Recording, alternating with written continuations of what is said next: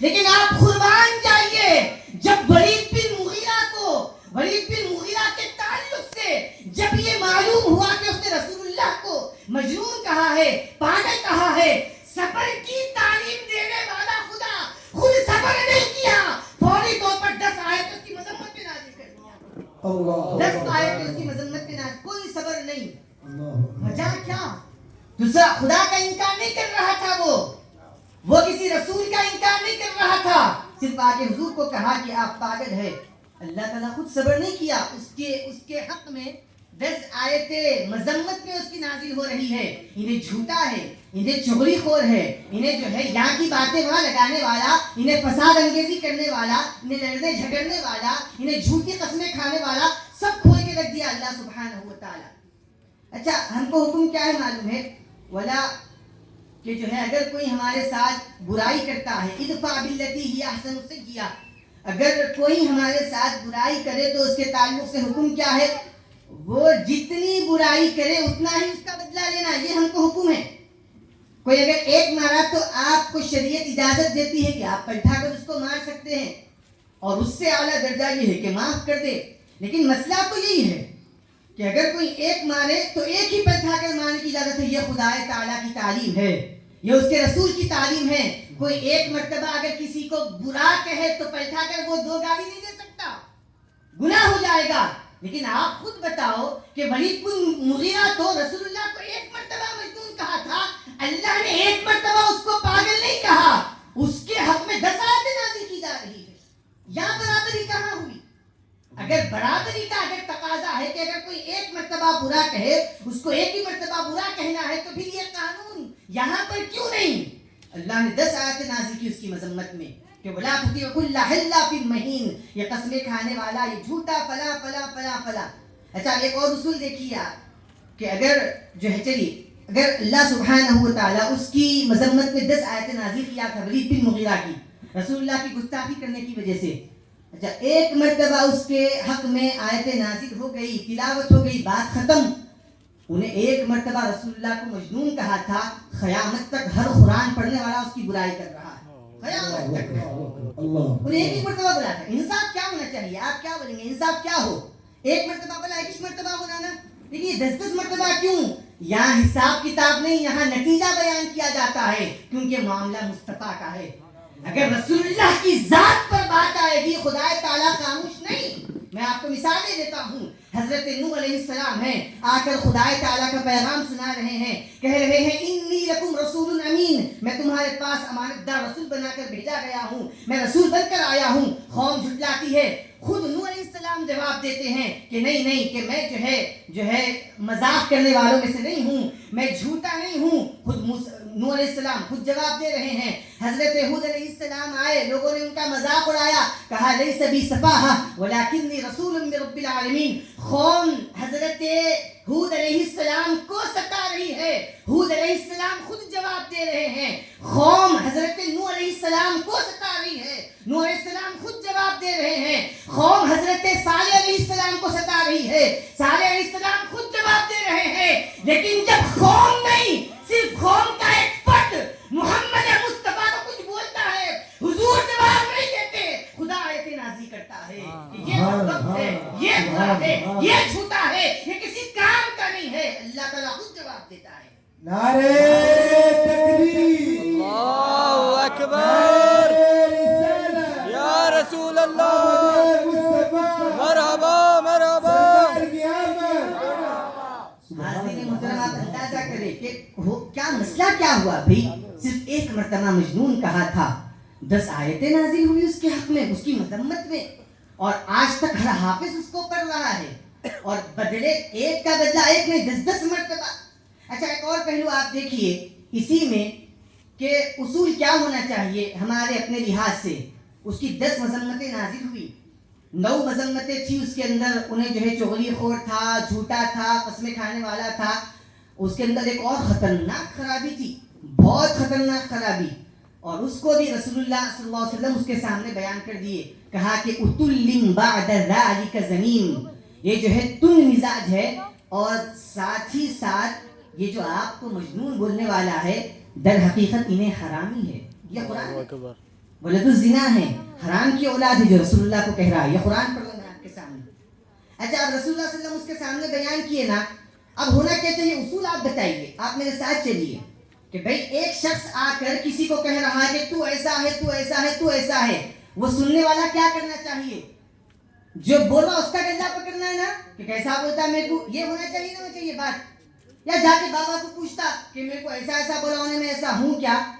بات ایسی ہوتی ہے جو بول رہا ہے اس کا گلا ہم پکڑتے. کیا ہونا چاہیے آپ بولیے, کیا ہونا چاہیے؟ جو بول رہا ہے اس کا گلا پکڑیں گے نا. اصول تو یہی ہے. آپ نہیں مانتے کیا؟ ماننا پڑتا کیونکہ انکار نہیں کر سکتے نا, اس وجہ سے. تو اب انہیں بول رہا, اب رسول صلی اللہ علیہ وسلم اس کو بول رہے ہیں, وہ سن رہا ہے. اب بیٹھا کے حضور کو پوچھنا نہیں کہ جو ہے محمد کیسا بولتے تم, ٹھیک ہے چلو تم مجھ کو جو ہے قسمیں کھانے والا بولے جھوٹی میں مان لیا, مجھ کو چغل خور تم بولے میں مان لیا, مجھ کو تم فلاں بولے میں مان لیا, میں حرامی ہوں, یہ کیسا بولتے, ہاں ثابت کرو, یہ کرو. رسول اللہ کے پاس نہیں گیا انہیں, آپ تعجب کریں گے سن کر. حضور کے پاس نہیں گیا, اپنی اماں کے پاس گیا, جا کے بولا کہ جو ہے محمد جو ہے میرے تعلق سے 9 برائیوں کو بیان کیے ہیں, 10 برائیوں کو بیان کیے ہیں. میں مانتا ہوں 9 میرے اندر ہے, لیکن ایک کے بارے میں مجھ کو شک ہے. بتا صحیح صحیح بول, مسئلہ کیا ہے؟ ماں کو بول رہا. رسول اللہ کی گستاخی کرنے والا ماں کا ادب کرتا, کوئی بات ہے؟ اگر نہیں بتائی تو تیری گردن اڑا دوں گا. حضور کو بول رہا ہے, حضور پاک ان کے بارے میں بول رہا ہے کہ جو ہے 9 مذمتیں انہوں بیان کریں. میں مانتا ہوں حضور کے بارے میں, لیکن ایک نہیں سمجھ میں آئی, صحیح صحیح بتا, اگر نہیں بتائی تو تیری گردن مار دوں گا. تو مطلب کیا نکلا؟ کافر ہے, بد اخلاق ہے, منافق ہے, اور رسول اللہ کا دشمن ہے. دشمن ہو کر بھی جانتا ہے جو مصطفیٰ بولتے ہیں وہ سچ ہوتا ہے. سبحان اللہ, سبحان اللہ. کہ دشمن ہے لیکن مان رہا ہے کہ حضور جو بولے وہ تو سچی بات ہوگی. سبحان اللہ. وہیں پر پہنچی اپنی خاک, وہیں پر جہاں کا خمیر تھا, جو حرام کا پن تھا, وہ پوچھنے کے لیے گیا. اب اس کی والدہ بیچاری کیا کریں گی, اب جو ہے تلوار گردن پر رکھ دیا, کہتی ہے کہ ہاں ہاں مسئلہ ایسا ہی ہوا. رسول اللہ نے بالکل سچ کہا. وجہ یہ ہے کہ تیرے والد, اب کیا الفاظ استعمال کریں گے اس کے لیے, تیرے والد میرے قابل نہیں تھے.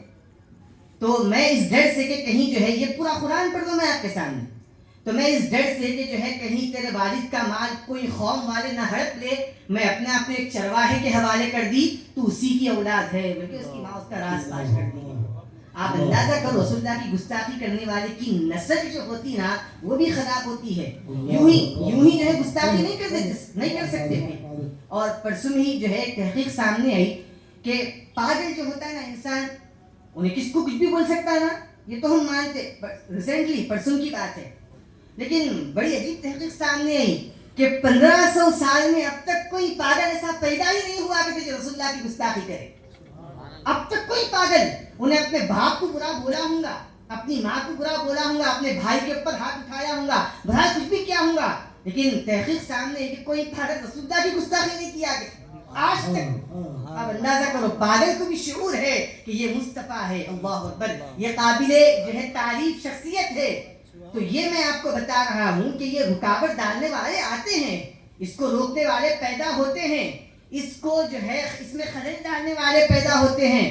کوئی بھی خلل ڈالنے والے پیدا نہیں ہوئے, اور کر لیے تو پھر مزہ کیسے آتا؟ اندر نفس کو تڑپا کے عبادت کرنا تو مزہ آتا. ایسے ہی میلاد کو روکنے والے ہونا, ان کو تڑپاتے ہوئے میلاد کرنا تب مزہ آتا. نعرے رسالت, نعرے رسالت, آمد مصطفیٰ. مسئلہ یہ ہے, ہم تو ثابت کر سکتے کہ میلاد منانا بدعت نہیں منانا بدعت ہے, ہم یہ ثابت کر سکتے, لیکن موقع وہ نہیں ہے. میں آپ کو بتا رہا ہوں, آپ سوچو اگر یہ لوگ نہیں ہوتے. بھائی آپ کو سمجھنا ہے, آپ کو جاننا ہے کہ جب رسول اللہ صلی اللہ علیہ وسلم کی ولادت ہوئی تھی, اب میں حدیث پڑھ رہا ہوں آپ کے سامنے, حضور کی جب پیدائش ہوئی تو شیطان کو تکلیف ہوئی, پکی بات ہے. آپ دیکھیں تکلیف ہوئی سو بتائیے, ہاتھ اٹھا کے دیکھے, خواب میں دیکھتے کیا؟ نہیں دیکھنا, اس کو نہیں دیکھنا, اچھی چیزیں دیکھنا خواب میں. اور کہیں دیکھا بول دیں گا. ایک ویڈیو ہے انہیں بیچارہ بیان کر رہا اس میں کہ یزید ابو خواب میں آ کے جو ہے میں حق پہ ہوں بول کے بولے گا. عجیب تماشا بنا کے رکھے ہوئے اسلام کا. بہرحال موقع نہیں ہے. تو اب اس کو تکلیف تو ہوئی نا. یہ تو روایتیں بھری پڑی ہیں, مواہب اللدنیہ ہے, سیرت ابن ہشام ہے, بڑی بڑی کتابوں کے نام میں آپ کو بتا سکتا ہوں. لیکن مسئلہ یہ, اس کو تکلیف تو ہوئی, لیکن آپ دیکھیں کیا تکلیف ہوئی. تو آپ کو دیکھنا ہے, اندازہ کریے ان لوگ کو دیکھ کر کہ تکلیف ہے کس کو, کتنی تکلیف ہوئی تھی, یہ اندازہ ہم کو ہو جائے ختم. تو حاضرین محترم, حقیقت ہے کہ جو ہے بہت ہی قابل قبول چیز ہے, اس پر ثواب نیکی اجر نہیں. اللہ اکبر, اللہ سبحانہ تعالیٰ فخر فرماتا ہے, اور ہم کو یہ چیزوں پر جو ہے مطلب بحث کرنے کی ضرورت نہیں. آپ رسول اللہ صلی اللہ علیہ وسلم کی زندگی کو آپ دیکھیں گے, حضور پاک صلی اللہ علیہ وسلم ایک ایک پہلو میں حضور کے کمال ہی کمال ہے, کمال ہی کمال. ہماری عقل دنگ رہ جائے گی, مصطفیٰ کا کمال وہاں نظر آتا ہے, ہماری عقل دنگ ہو جاتی ہے, سمجھ میں نہیں آتا کہ آخر مسئلہ کیا ہے. اور ہر اعتبار سے ایسا نہیں کہ خالی حضور کا علم اعلیٰ ہے, آپ کی سمجھ بھی اعلیٰ, آپ کی ابتدا بھی اعلیٰ, آپ کی انتہا بھی اعلیٰ, آپ کی پیدائش بھی اعلیٰ, آپ کا حسن بھی اعلیٰ, آپ کا جمال بھی اعلیٰ. یہ سارے ایسے اعتبارات ہیں, اس میں کوئی رسول اللہ صلی اللہ علیہ وسلم کا شریک ہی نہیں ہے. ایک مرتبہ ہوا یہ کہ جو ہے رسول اللہ صلی اللہ علیہ وسلم کی پیدائش سے پہلے حضرت عبد المطلب رضی اللہ عنہ کا زمانہ تھا, حضور کے دادا کا. تو اس زمانے میں جو ہے ایک بادشاہ تھا ابرہہ نامی, وہ کعبۃ اللہ کو ڈھانے کے لیے بڑے بڑے ہاتھیاں لے کر آیا تھا. اس میں سے ایک ہاتھی کا نام تھا محمود, اس کا نامش تھا محمود, قابل تعریف ہاتھی تھا, واقعی قابل تعریف تھا. کیسا قابل تعریف تھا, اندازہ لگائیے آپ اس بات سے. تو بھائی انہوں نے آ کے مکہ مکرمہ سے تھوڑی دور, کعبۃ اللہ سے تھوڑی دور قیام کیا. قیام کر کے وہ جو کعبۃ اللہ میں رہنے والے لوگ تھے مکہ مکرمہ کے اطراف, حضرت عبد المطلب تھے, ان کے متعلقین تھے, ان سب کی بکریوں کو پکڑ لیا, انہوں نے پکڑ کے رکھ لیا. اب جب بکریوں کو اور جو بھی جانور تھے ان سب کو پکڑ لیا, حضور پاک صلی اللہ علیہ وسلم کے دادا عبد المطلب جو ہے اس کے پاس آئے, ابرہہ کے پاس. ابرہہ نامی جو بادشاہ تھا آئے تو حضور کے دادا کو دیکھ کے اڑ گیا, انہیں ہیبت سے بولتا کہ میرے کو خود کو نہیں معلوم کہ یہ کو اٹھا نہیں کہتے, لیکن اٹھ تو گیا. جب اٹھا تو آپ سیدھا سیدھا اسے پہلا سوال کیے کہ میں نے سنا کہ تم میرے بکریوں کو ان کو جو ہے پکڑ کر رکھے ہو, میں چاہتا ہوں ہدیہ کر دو. تو بولا کہ حضرت یہ کیا بات کر رہے ہیں آپ. عبد المطلب رضی اللہ عنہ کو بولنے لگا, میں سمجھا تھا کہ میں جو ہے کعبۃ اللہ کو ڈھانے کے لیے آیا ہوں, تو آپ کعبۃ اللہ کی بات کریں گے, آپ اس کو بچانے کی بات کریں گے. انہوں نے کہا کہ اس کی ضرورت ہی نہیں ہے, اس کا کعبۃ اللہ کا رب ہے, وہ اس کی حفاظت کرے گا, میں بکریوں کا مالک ہوں, میں ان کو لے جانے کے لیے آیا ہوں. اچھا یہ گفتگو چل ہی رہی تھی, وہ محمود نامی ہاتھی آیا تو ابرہہ, وہ ہاتھی ایسا تھا محمود نامی, باقی جتنے ہاتھیاں اس کے پاس تھے وہ سب اس کے سامنے جھکتے تھے, اس کو سجدہ کرتے تھے. یہ محمود نامی ہاتھی بڑا جو ہے خطرناک تھا, اس کے سامنے جھکتا ہی نہیں تھا. جیسے ہی حضرت عبد المطلب رضی اللہ عنہ کو دیکھا سجدے میں گر گیا. ابھی ابرہہ خوش ہو رہا کہ میں کو دیکھ کے سجدے میں گر گیا ہوں گا, ہاں جو ہے میں کو سجدہ کر رہا ہوں گا, اس کے ذریعے میری عظمت عبد المطلب کے سامنے معلوم ہوگی. اللہ اکبر, آپ قربان جائیے. فانتقہ اللہ سبحانہ وتعالی, اللہ نے اس ہاتھی کو زبان دی, اپنے سر کو سجدے سے اٹھا کر کہتا ہے, ابرہہ یہ نہ سمجھ کہ تو بادشاہ ہے, تیرے سامنے جھک رہا ہوں, تجھ کو سجدہ کر رہا ہوں. السلام علی النور الذی فی ظہرک یا عبد المطلب, اے عبد المطلب تمہاری پیشانی میں جو مصطفیٰ کا نور چمک رہا ہے اس کو سجدہ کر رہا ہوں. نعرہ تکبیر, اللہ اکبر, یا رسول اللہ, مرحبا مرحبا مرحبا مرحبا. سبحان اللہ. جو ہے غور کریے کہ چھوٹی بات ہے لیکن عقیدہ کتنا بڑا ہے. تم تو جو ہے ایمان رکھ کر, تم مسلمان ہو کر, اسلام کو اپنے دل میں رکھ کر مصطفیٰ کو نور نہیں مانتے. ارے قربان جاؤ, ایک ہاتھی بے زبان جانور یہ تعلیم دے رہا ہے کہ مصطفیٰ نور ہے اور پرانا نور نہیں ہے, شروع سے ان کے دادا سے چلتا ہوا آ رہا ہے. جانور کے رسول اللہ کے نور ہونے کا عقیدہ رکھے, اور یہ غیر گزرے مسلمان جو اس بات پر بحث کرے. کتنا کمال ہے, خالی نور میں یہ کمال ہے. اب اللہ سبحانہ و تعالیٰ اسی کو بیان فرما, وَتَقَلُّبَكَ فِي السَّاجِدِينَ, کہ حضور پاک صلی اللہ علیہ وسلم کا نور ہے. کیا حضرت آدم علیہ السلام سے لے کر حضور پاک صلی اللہ علیہ وسلم کے والد محترم حضرت عبداللہ رضی اللہ عنہ تک جتنے شخصیتیں گزری ہے, جتنے انبیاء علیہ السلام گزرے ہیں, جتنے حضور کے اجداد گزرے ہیں, सब में हुजूर का नूर मुंतकिल हो रहा है। आप कुर्बान जाइए। अल्लाह फरमाता है मुस्तफ़ा सिर्फ हम आपको नहीं, वो जो आपका नूर एक दूसरे की पीठ में मुंतकिल हो रहा है, उस नूर को भी हम देख रहे हैं, हम मुलाहिजा फरमा रहे हैं। होते होते हुजूर पाक सल्लल्लाहु अलैहि वसल्लम की पैदाइश हुई। अब आप बताइए आम तौर पर बच्चे कैसा पैदा होते हैं? हाँ, 2-3 महीने गुजरे, हमल को तकलीफ शुरू, हमल में एहतियात करना पड़ता है, गर्म चीजें नहीं खा सकते, ठंडी चीजों का ज्यादा इस्तेमाल नहीं कर सकते, ऊपर सीढ़ियां नहीं चढ़ सकते। ये सब कुछ हजरत आमिना फरमाती है वो सब यहाँ नहीं। हुजूर जो है हमल में मुझको हमल हुआ, हुजूर पेट में थे, खुदा की कसम जरा बराबर तकलीफ नहीं हुई, जरा बराबर तकलीफ नहीं। अच्छा, बच्चे पैदा होते हैं, खून निकलता है, नजासत निकलती है, गंदगी में लुत्फ पैदा होते हैं, हुजूर पैदा होते हैं, नूर निकलता है। और ऐसा नूर आप फरमाती है कि हुजूर क्या पैदा हुए मैं देख रही हूँ, बिस्तर पर लेटकर कि मुल्क के शाम के एक बाजार में ऊंट चल रहे थे, तो वो ऊंट चलते वक्त जो उनकी गर्दनें थी, वो गर्दनें भी मुस्तफा के नूर की वजह से नजर आ रही थी। नारे रिसालत। हाज़रीन मोहतरम, वो जो हुजूर पाक सल्लल्लाहु अलैहि वसल्लम के पास से जो नूर निकला है, उससे वो गर्दनें नजर आ रही है।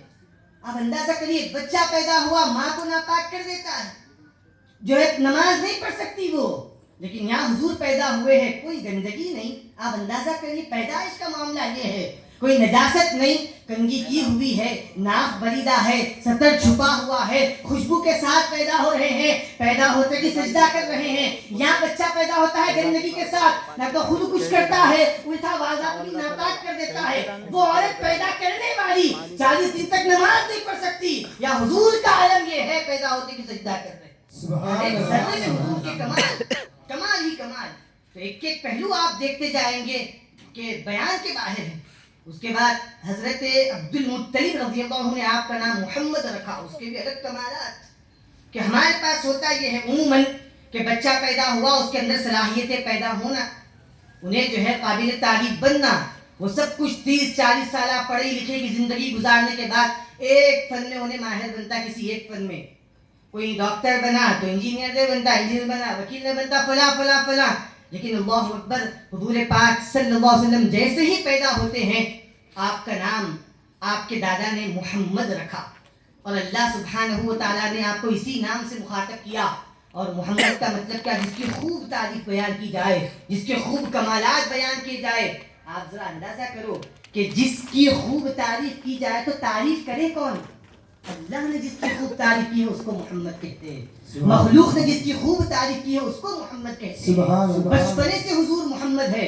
हुजूर पाक सल्लल्लाहु अलैहि वसल्लम पैदा हुए, एक रिवायत में आता है कि जो है जन्नती, जो है जन्नतियों का फरिश्ता रिजवान जिसको हम कहते हैं, जन्नत का दारुगा, जो वहां का जो हेड है जन्नत का, वो कभी भी जमीन पर नहीं आया। वो फरिश्ता कभी भी जमीन पर नहीं आया।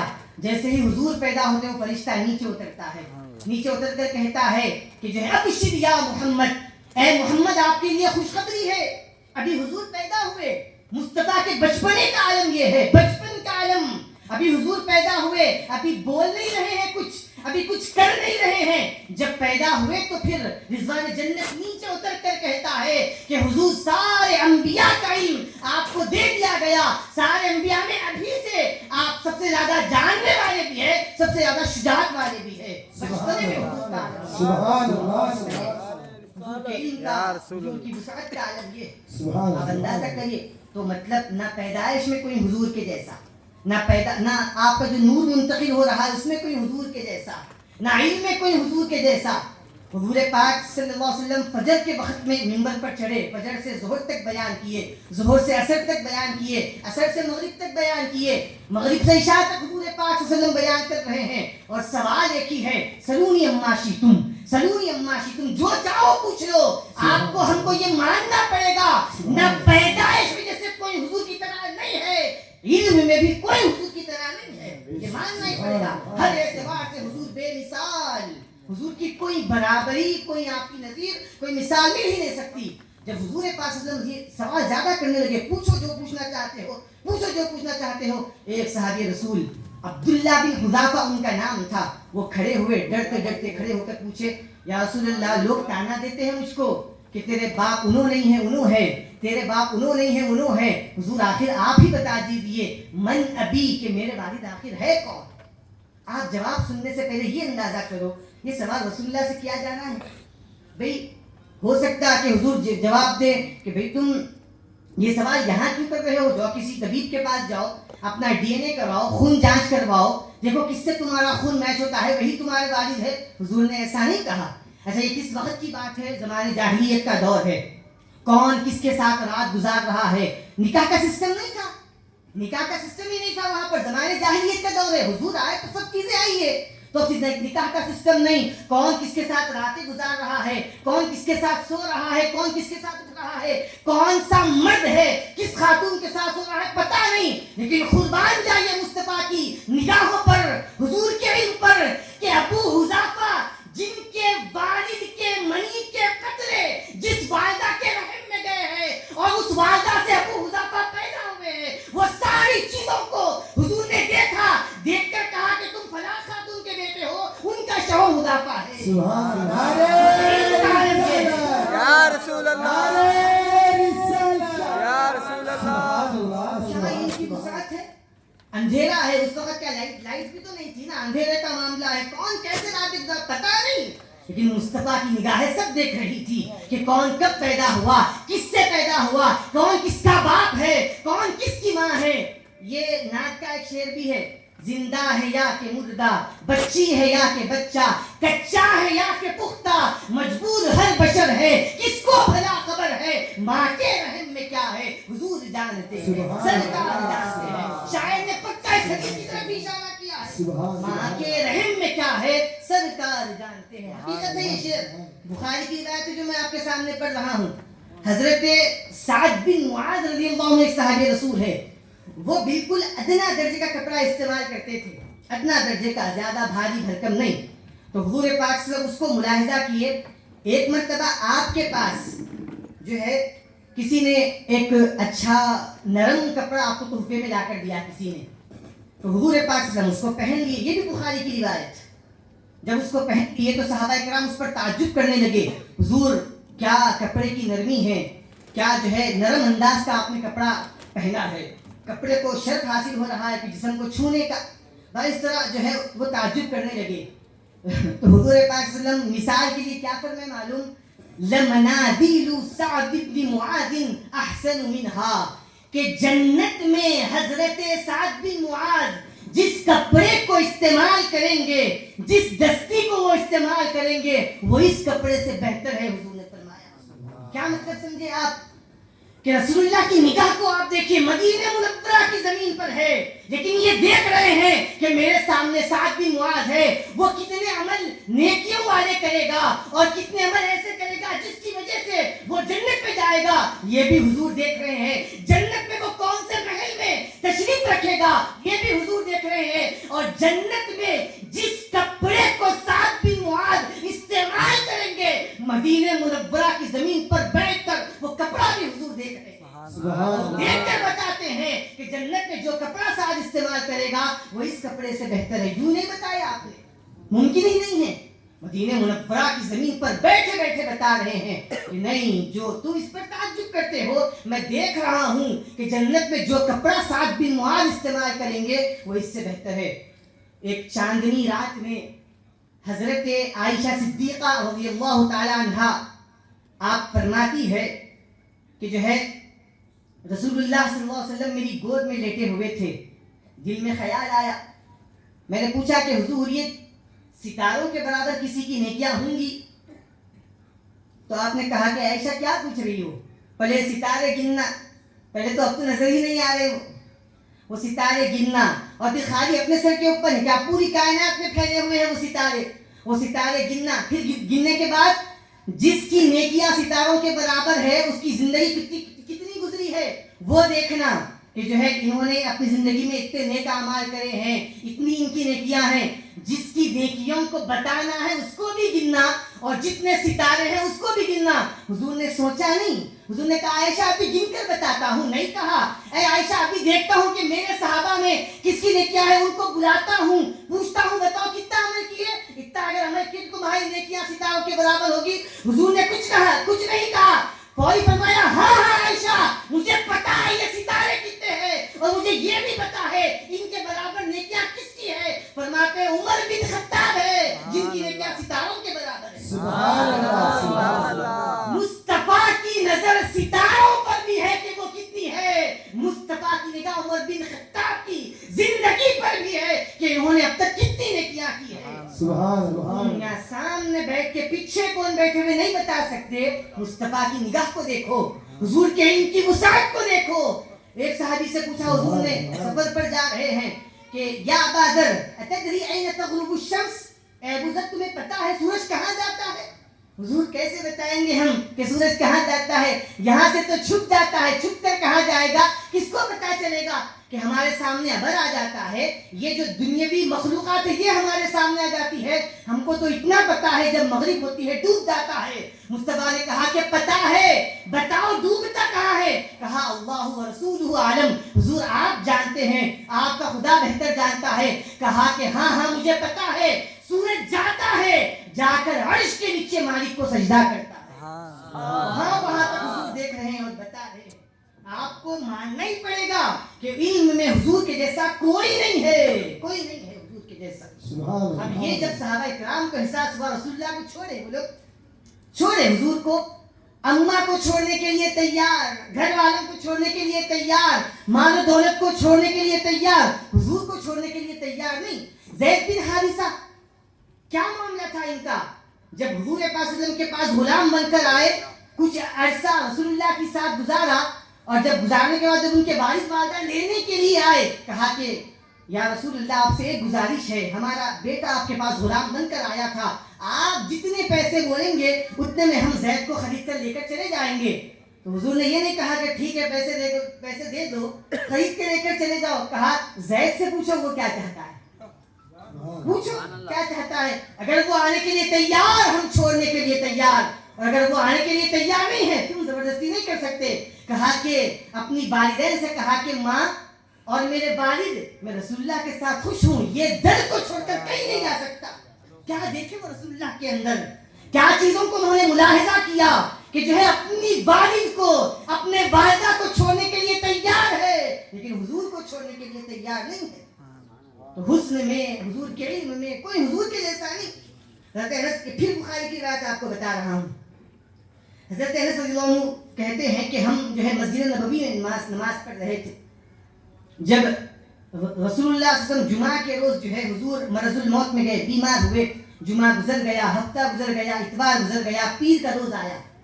जब पीर का दिन आया तो हम मस्जिद नबवी में जहाँ किबला है उसके लेफ्ट साइड, उसके बाएं जानिब हम नमाज पढ़ रहे थे। तो एकदम हुआ ये कि रसूलुल्लाह अपना कमरे का पर्दा हुजूर हटा दिए। जब हटा दिए सहाबी रसूल फरमाते हैं अल्लाहु अकबर, हम थे तो नमाज में, लेकिन मुस्तफा का हुस्न हमको ऐसे अपनी तरफ खींच रहा था, ऐसे अट्रैक्ट कर रहा था, दिल चाहता था कि नमाज को तोड़ दे और मुस्तफा को देखते रह जाए। ये हमारा दिल चाहता था। लेकिन हुआ ये कि जो है रसूलुल्लाह सल्लल्लाहु अलैहि वसल्लम ने इशारे से कहा कि नहीं नहीं अपनी नमाजों को मुकम्मल करो। एक बात आप यहाँ पर गौर करें कि ये तो हो गया कि हुजूर ने इजाजत दी कि नमाजों को मुकम्मल करे। हजरत अनस फरमाते हैं कि किसी के दिल में यह ख्याल पैदा होगा कि 4 दिन से जो है हुजूर बीमार है। इंसान बीमार होता है, पूरा लाज़र हो जाता है, कमजोर हो जाता है, चेहरे में आंखों के नीचे सियाहपन आ जाता है, हाँ बाल बिखर जाते हैं, चेहरा परागंदा हो जाता है, हाथों पैरों में जान नहीं होती, बिल्कुल कमजोर पड़ जाता है। अनस को मालूम था कि ऐसा भी दौर आएगा, वो शैतान के मानने वाले भी पैदा होंगे जो बजाय रसूलुल्लाह के चर्चे करने के हुजूर में नफ्स निकालेंगे, कहेंगे इल्मे गैब नहीं जानते, कहेंगे फला नहीं जानते, कहेंगे ये उनके अंदर कमी थी, कहेंगे ये उनके अंदर कमी थी।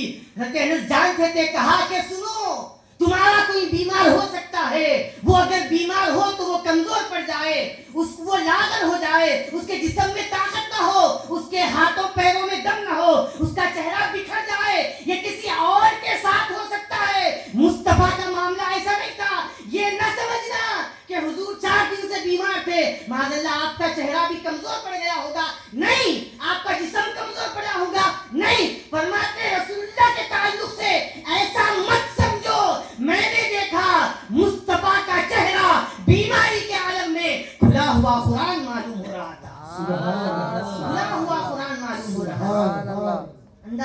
آپ رسول اللہ کے حسن کو بیان کر رہے ہیں.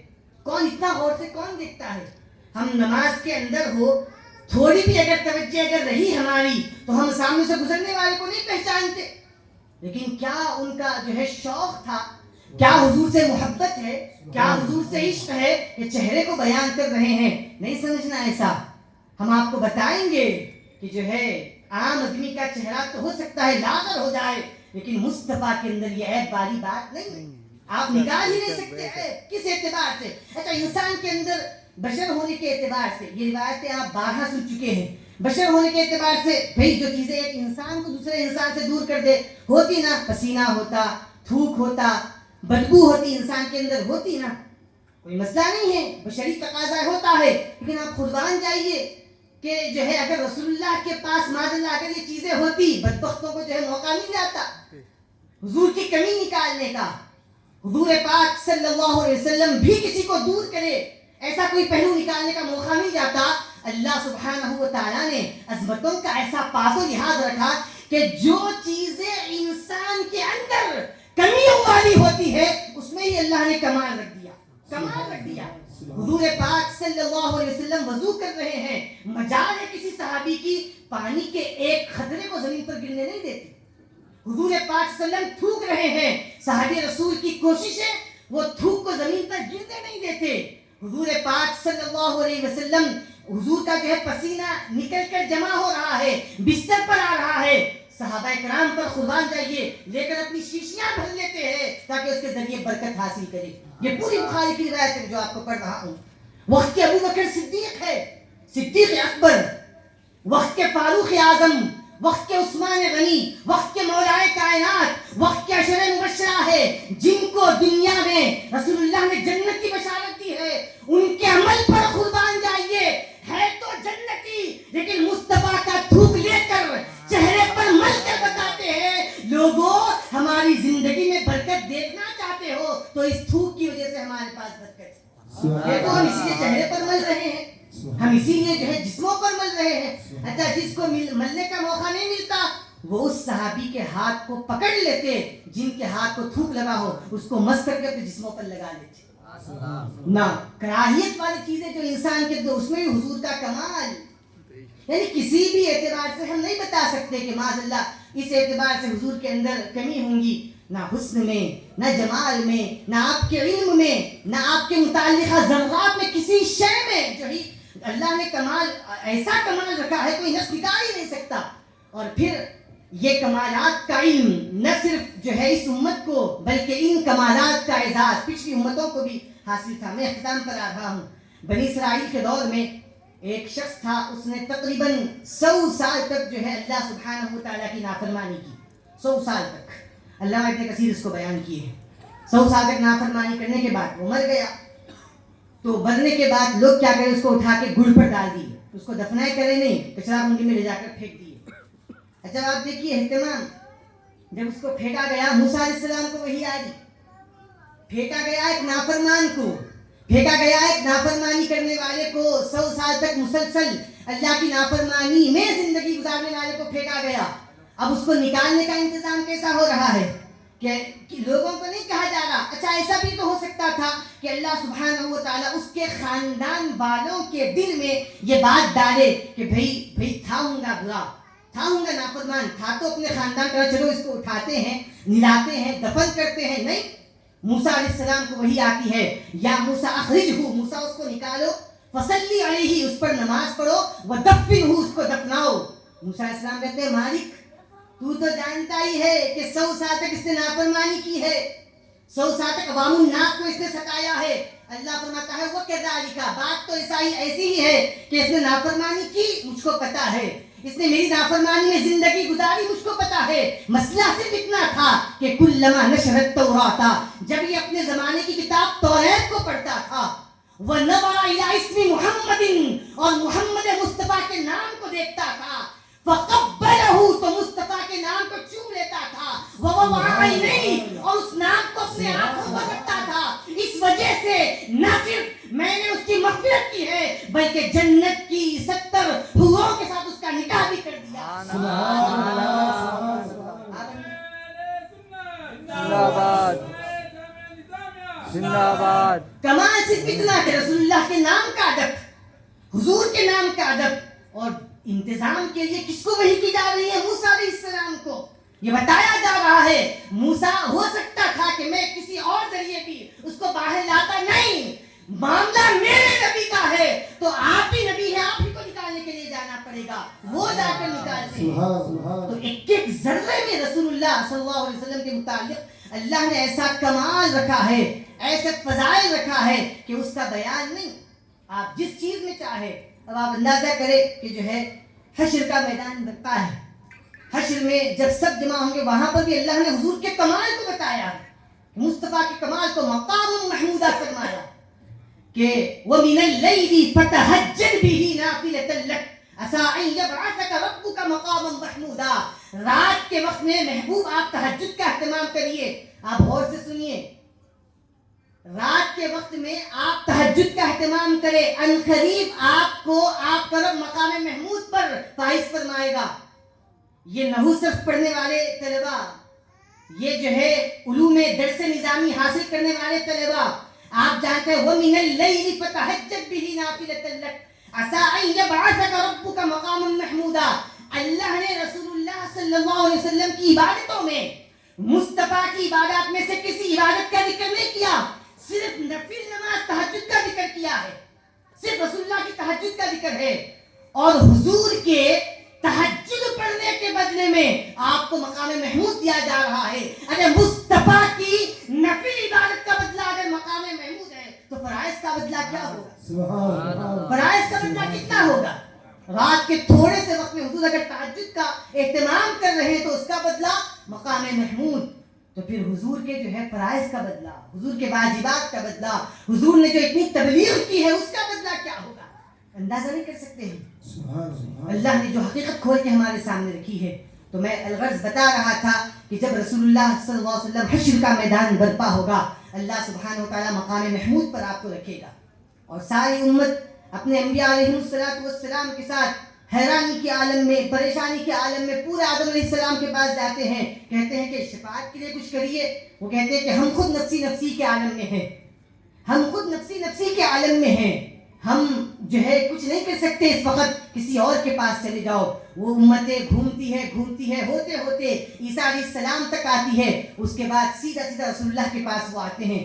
آپ دیکھیے حشر کا میدان برپا ہے, رسول اللہ صلی اللہ علیہ وسلم انبیاء کے ساتھ نہیں ہیں, حضور جو ہے امت کے ساتھ نہیں ہیں.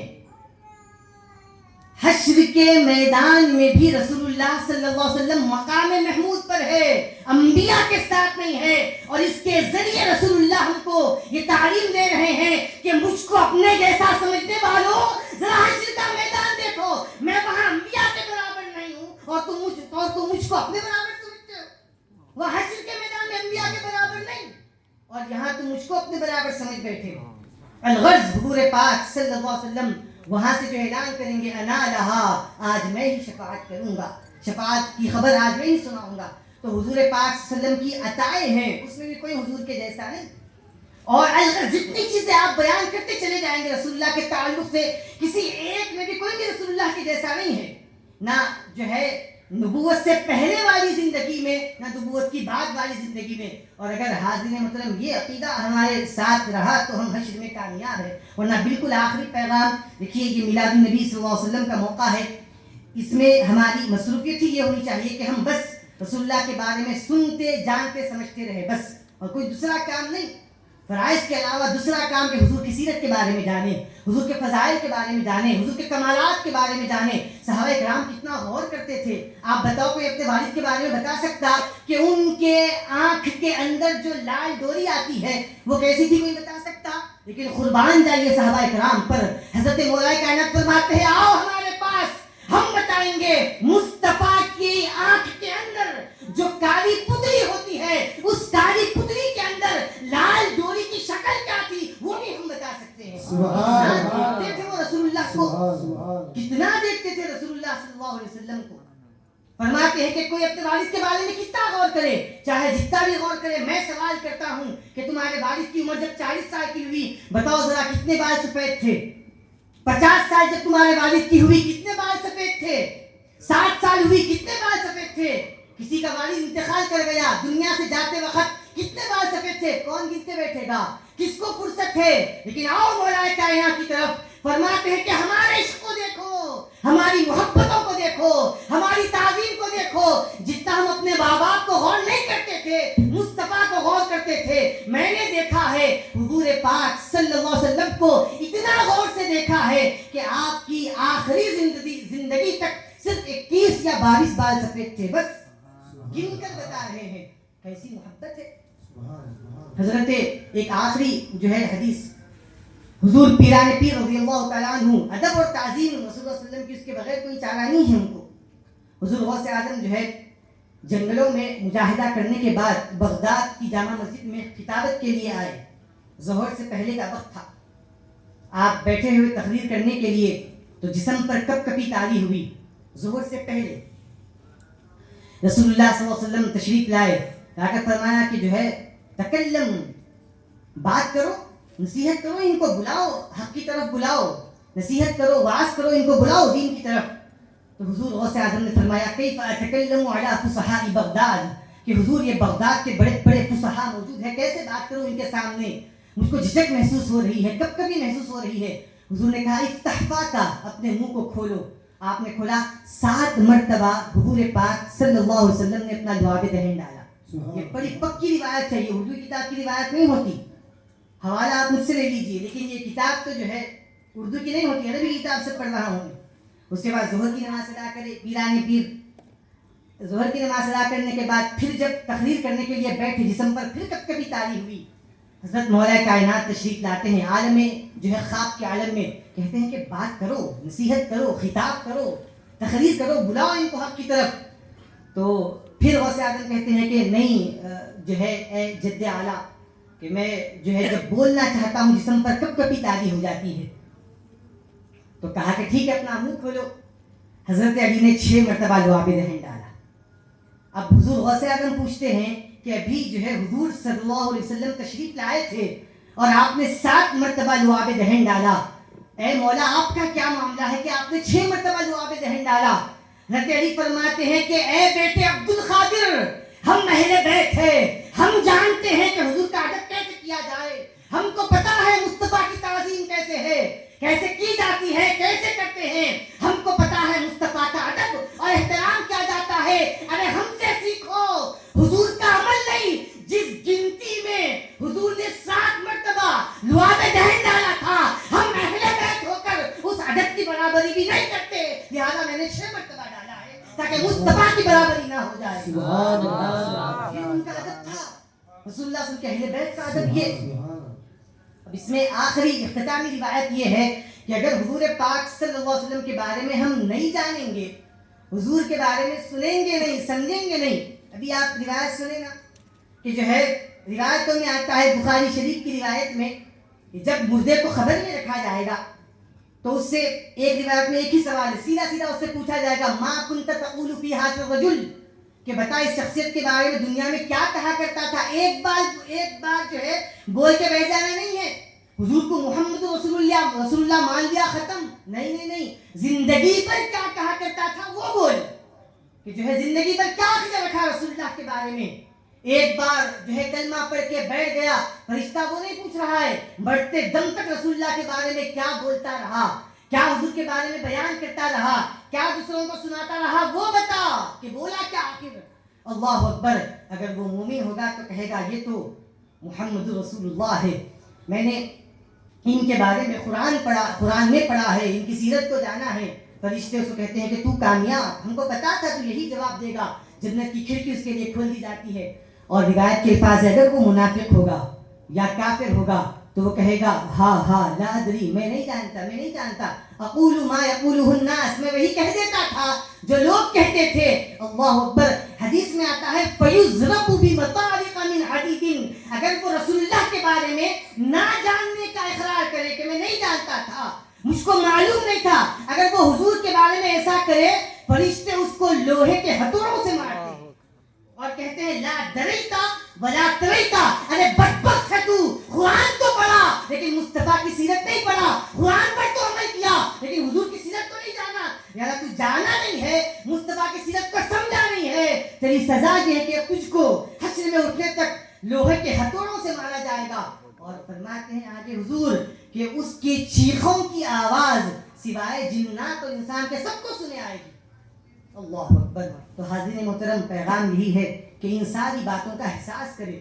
اب رسول اللہ بولتے ہیں ہمارے ذہن میں کیا آنا کہ حضور جیسا کوئی نہیں, نائل میں مصطفیٰ جیسا کوئی نہیں, کمال میں حضور کے جیسا کوئی نہیں, جمال میں حضور کے جیسا کوئی نہیں, حسن میں حضور کے جیسا. وہ کمال حسن حضور ہے کہ گمان نفس جہاں نہیں. یہی پھول خار سے دور ہے, یہی شمع ہے کہ دھواں نہیں. وآخر دعوانا ان الحمد للہ رب العالمین وما علینا الا البلاغ المبین.